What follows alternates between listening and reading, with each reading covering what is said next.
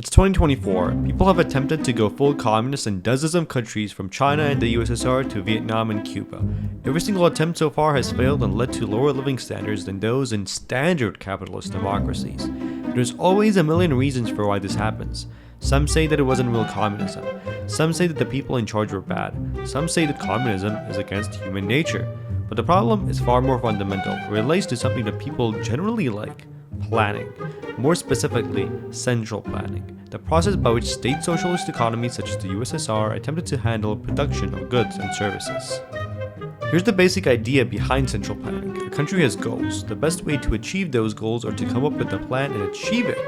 They'll obviously work better than just letting people do random stuff and hoping it goes well, which is, by the way, how normal capitalist markets work. But yeah, that failed miserably. To understand why, let's play a game. Pretend you've been appointed king of the economy.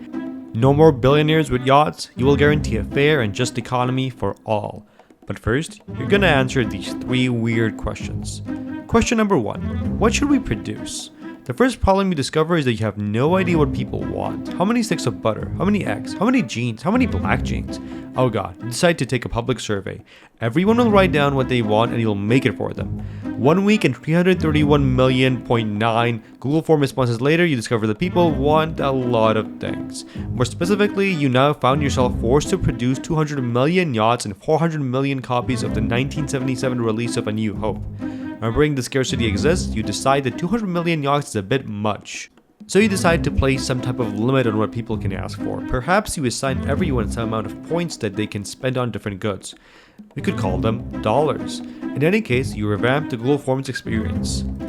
Wait, now you realize that there's more than one response for each person. Oh damn, people are changing their minds. This guy doesn't want a red hoodie anymore because everyone else is getting blue hoodies.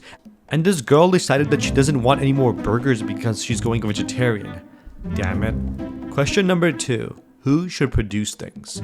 After pondering question 1 for a while, you decided it's better to pretend you've solved it. You then discover a new problem. You know you have to produce 50 million pairs of jeans, but you don't know who should produce them. Presumably, it should be people who are good at it. At this point, you realize that some people are good at producing high-quality jeans, while others are good at producing low-quality jeans. You also realize that your Google form didn't include a question on whether people wanted slim fit or regular fit. Whatever. That's a question 1 problem, so we'll ignore it. Okay, so back to making the jeans. What if you ask people who's good at making jeans? What if we pick the best jeans producers?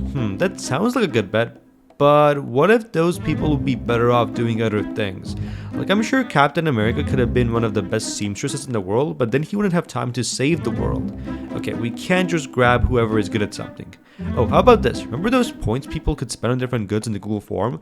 What if we paid people points? We should hold an auction and hire whoever required the least points to make jeans. I hope you see where this is going. Question number 3. Who should get things? Okay, we've made stuff. It's time to distribute. How do we do that?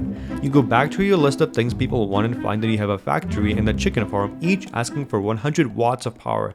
In the past, you noticed that they both received 100 watts, but now you just don't have enough to do that.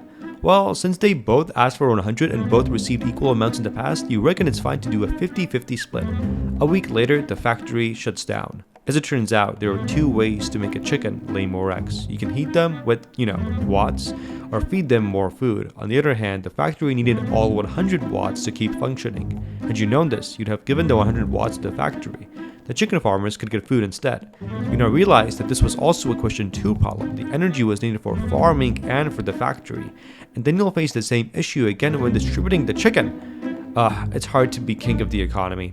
Screw it, next time around you'll sell them watts. Yeah, if the factory really needed them, you'd pay with the points they got from question 2. The chicken farmers wouldn't think it's worth it since they could always substitute energy with food. You reinvented the capitalist market economy. People get paid to make things, people pay to buy things, we decide what to make based on what people want to pay for. And your communist utopia has now collapsed. This video was made possible with help from the University of Georgia, bringing quality education to Georgia and beyond.